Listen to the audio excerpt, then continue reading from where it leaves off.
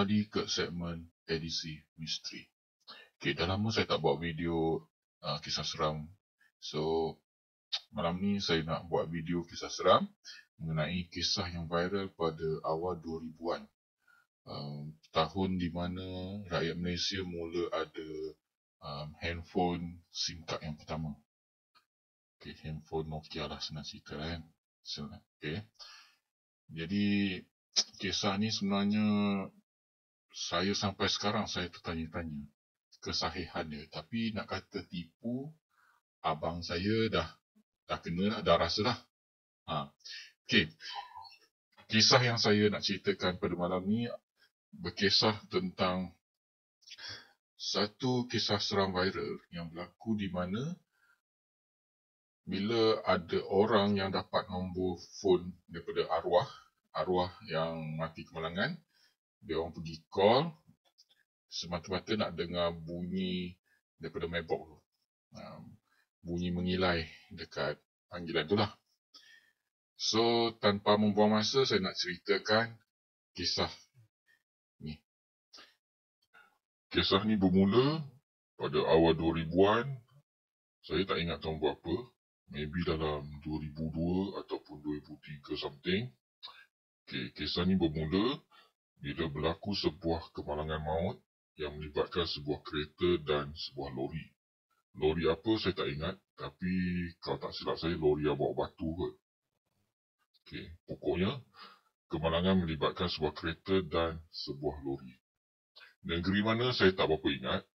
Jadi kisahnya yang saya dengar ni lah. Okay, kisahnya selepas berlaku kemalangan, jadi mangsa yang dekat yang accident tu, yang dekat kereta tu, dia dalam keadaan nazak, dia try call somebody. Saya tak ingat dia call siapa.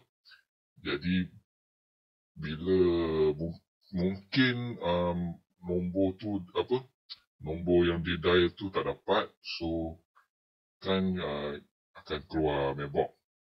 Lepas tu dia pun mungkin dia ada cakap sesuatu. Dia orang kata macam perintihan minta tolong. Perintihan minta tolong. Dan sejurus lepas tu dia meninggal. Okey, bila dah berlaku kemalangan maut tu, dan selang mungkin dalam berapa bulan ke saya tak ingat kisahnya. Okey, nak dijadikan cerita, ibu si mati ni lah. Okay. Dia mungkin terlampau rindu dengan arwah anak dia kan. Lepas tu dia pun call lah nombor anak dia.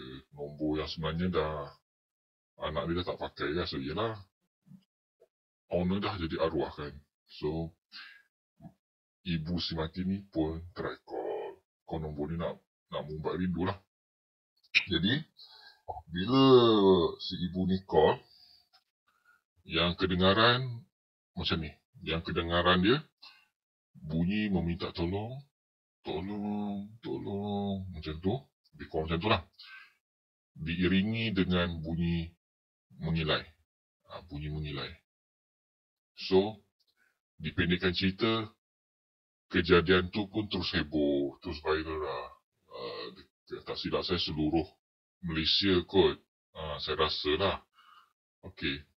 Lepas pada kejadian tu, bila dah heboh pasal kejadian tu, okey, orang-orang ramai pun try call nombor tu. Dan betul, bila diorang call nombor tu, yang diorang dapat mailbox tu. Okey, memanglah nombor tu tak boleh nak dihubungi. So dia masuk dekat mailbox.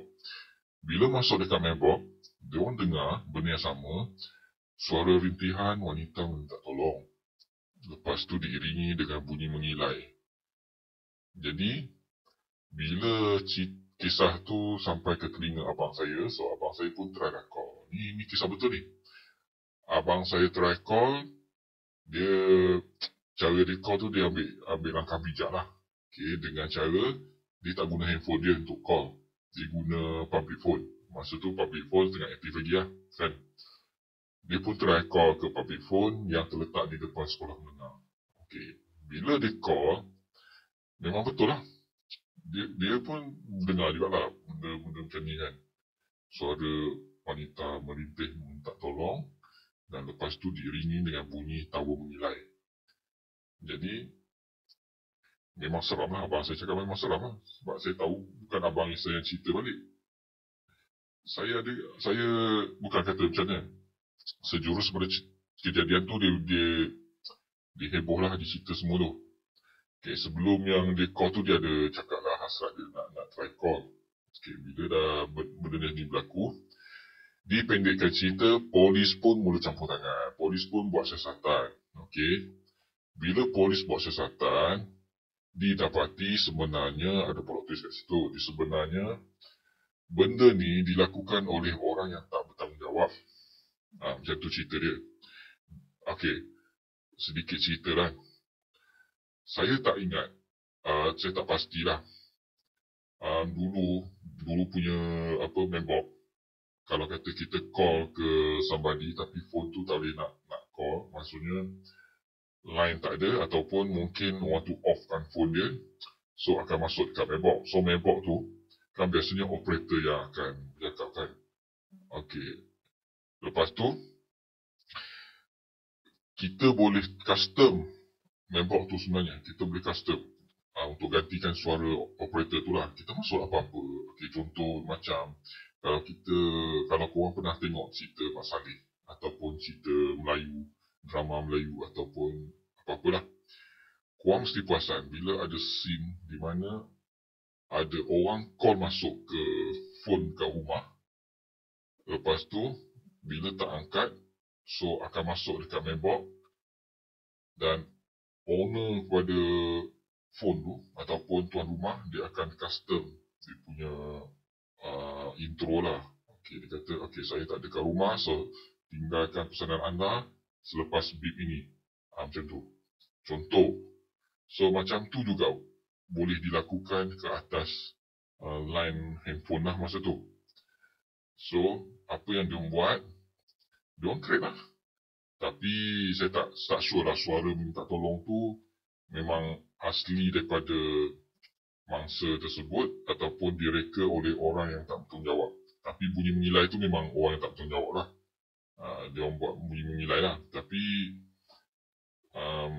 urban legend bukan urban legend lah. Kiranya teori konspirasi ada yang menyatakan bahawa suara minta tolong tu sebenarnya original. Suara tu, rakaman tu diambil daripada mangsa tu sendiri.